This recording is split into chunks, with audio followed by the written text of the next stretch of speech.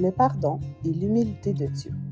Lorsqu'on avance de plus en plus avec le Saint-Esprit, ça veut dire parfois demander pardon, même lorsque nous ne comprenons pas entièrement pourquoi, mais simplement parce qu'on est guidé de le faire. Nous ne savons pas toujours quelles paroles ou quels gestes ont pu blesser quelqu'un. Pourtant, lorsque nous choisissons l'humilité et l'obéissance à Dieu, nous permettons à son amour de restaurer ce qui a été brisé. Colossiens 3, verset 13 dit « Supportez-vous les uns les autres et pardonnez-vous. Si quelqu'un a un reproche à faire à un autre, le Seigneur vous a pardonné. Agissez comme lui. » Nous vivons dans un monde où plusieurs se disent matures dans la foi, affermis ou même des références spirituelles. Pourtant, les actions révèlent souvent que les besoins personnels passent avant ceux des autres. Les paroles peuvent être belles, mais ce sont les fruits qui témoignent réellement de l'état de votre cœur. Matthieu 7, verset 16 dit « Vous les reconnaîtrez à leurs fruits. » L'une des choses les plus difficiles à accepter est que certaines blessures proviennent de nos frères et sœurs dans la foi. Ces blessures sont parfois plus profondes que celles du monde, parce que nous nous attendons à trouver auprès d'eux l'amour, la compassion, le comportement et la vérité de Christ. Le psaume 55, les versets 13 et 14, dit « Oui, ce n'est pas un ennemi qui m'insulte, je le supporterai. Ce n'est pas mon adversaire qui s'élève contre moi. C'est toi que j'estime mon égal, mon confident, mon ami. » Avec le temps, le Seigneur m'a enseigné à regarder d'abord à moi-même. Il m'a montré que ma responsabilité n'est pas de corriger le monde entier, mais de me laisser transformer selon le caractère de Christ. 2 Corinthiens 13, verset 5 dit « Examinez-vous vous-même pour voir si vous êtes dans la foi. » Il m'a aussi appris que ce n'est pas parce qu'une personne possède un grand ministère sur la terre qu'elle possède nécessairement un grand ministère dans les cieux. Matthieu 20, verset 16 dit « Ainsi, les derniers seront les premiers et les premiers seront les derniers. » Aujourd'hui, beaucoup recherchent l'influence, la visibilité, la reconnaissance. Certains se nourrissent davantage de leur popularité que de la présence de Dieu. Pourtant, celui qui marche véritablement avec Christ n'a pas besoin de constamment rappeler son importance, son amour, son humilité et son obéissance parlent pour lui. Luc 14, verset 11 dit « Car quiconque s'élèvera sera abaissé, et quiconque s'abaissera sera élevé. » Je prie sincèrement pour tous ceux qui se sont éloignés de leur premier pas avec Dieu. Je prie qu'ils retrouvent la simplicité de leur foi, qu'ils aient le courage de reconnaître leurs erreurs et qu'ils démontrent par leurs actions un cœur réellement transformé.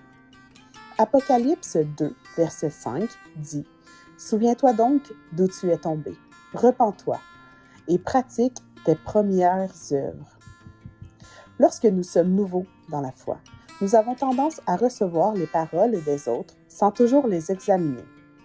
Mais en grandissant spirituellement, nous apprenons à discerner ce qui vient réellement de Dieu et comment Dieu veut nous parler à travers les œuvres.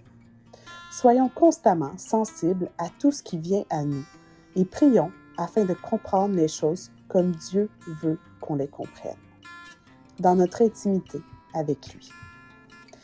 1 Thessaloniciens 5, verset 21 dit « Examinez toutes choses, retenez ce qui est bon. » Aucun homme, aucune femme, aucune église ne remplacera jamais la direction du Saint-Esprit. Jean 16, verset 13 dit « Quand le Consolateur sera venu, l'Esprit de vérité, il vous conduira dans toute la vérité. » Même les meilleurs enseignants peuvent se tromper. Moi aussi, je peux me tromper. La différence ne se trouve pas dans l'absence d'erreur, mais dans notre capacité à reconnaître nos fautes, à nous repentir et à les corriger avec humilité. Le Proverbe 28, verset 13, « Celui qui cache ses transgressions ne prospère point, mais celui qui les avoue et les délaisse obtient miséricorde. » Le discernement spirituel est à la fois un cadeau et un fardeau. Il permet parfois de voir des choses que d'autres ne voient pas encore, mais il nous rappelle aussi que nous ne pouvons pas forcer quelqu'un à entendre ce qu'il refuse d'écouter. Nous pouvons seulement aimer, prier et remettre ces personnes entre les mains de Dieu. Matthieu 11, verset 15 dit que celui qui a des oreilles pour entendre, entende. L'amour que Jésus nous a démontré ne dépendait pas de la popularité, de la richesse et non plus du statut. Il se manifestait dans le service, l'humilité, la vérité et le sacrifice. Marc 10, verset 45 dit « Le Fils de l'homme est venu non pour être servi, mais pour servir et donner sa vie comme la rançon de plusieurs. » Nous avons besoin de retrouver cette humilité. Nous avons besoin de revenir à une foi authentique, où l'image importe moins que le cœur, où la vérité importe plus que la réputation et où l'obéissance à Dieu passe avant l'approbation des hommes. Galates 1, verset 10 dit « Car je cherche maintenant la faveur des hommes ou celle de Dieu. » Avant de parler, prions. Avant d'agir, prions. Avant de juger, prions. Si quelqu'un manque de sagesse, qu'il la demande à Dieu, dit Jacques 1, verset 5. L'ennemi connaît nos faiblesses, la fatigue, l'impatience, l'orgueil, la peur ou le besoin d'être reconnu. C'est pourquoi nous devons apprendre à marcher continuellement avec le Saint-Esprit. Galates 5, verset 16 dit « Marchez selon l'Esprit, et vous n'accomplirez pas les désirs de la chair. » Même quelques secondes passées dans la présence de Dieu peuvent nous éviter des paroles que nous regretterions plus tard. Jacques 1, verset 19 dit que tout homme soit prompt à écouter, lent à parler, lent à se mettre en colère. Que notre désir ne soit pas d'être grand aux yeux des hommes, mais d'être fidèle aux yeux du Père. Matthieu 25, verset 21 dit « C'est bien, bon et fidèle serviteur. Tu as été fidèle en peu de choses. Je te confierai beaucoup. » Car au final, c'est son regard qui compte véritablement. 1 Samuel 16, verset 7 dit « L'Éternel ne considère pas ce que l'homme considère.